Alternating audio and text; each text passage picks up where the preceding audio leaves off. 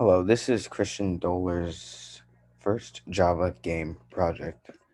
So, to get started, my development environment was Replit. Replit is a browser-based IDE, which is really simple to set up, and the only downside of it is that it's uh, public, but that didn't really matter to me.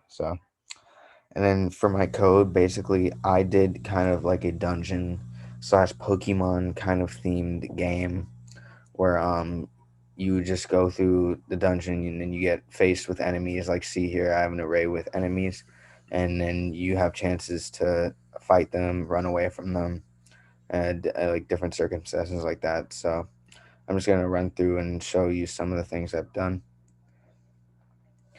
So first, I start with a little countdown, like a 3, 2, 1, like a loading sequence thing that I used a for loop for, and then there's instructions on like how to play the game, and then you get into the game. It shows that an enemy has appeared, and it shows you your health, and then the enemy's health, and then the three things that you can do proceed to. So basically, if I were to click one, that would be a sword attack. So I press enter, and then it tells you what happens with your sword attack. You hit the enemy for 30 damage, and then sometimes they'll hit you back for damage, but this time they didn't. And I defeated the enemy, and it shows me how much HP I have left. And then you can either continue fighting or you can leave the dungeon. See, if I were to leave the dungeon, the game would end, and it would say, having conquered the enemy, you successfully leave the dungeon, and then it's a thank you message for playing the game, and then it just ends. So basically, with my code, I can explain a little bit.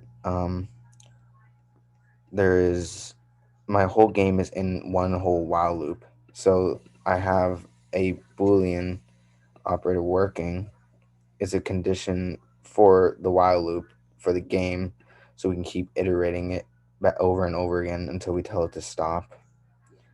And then I implemented the random class to implement random health to the enemy, so you're not set with the same like health of an enemy each time you get faced with one. And the same with like getting different enemies, so you can get different enemies. I use the random class so you can go to the array and choose different enemies from here, so you can face different enemies. And yeah, the GitHub, it shows all the code here as well, and you can also edit it from here.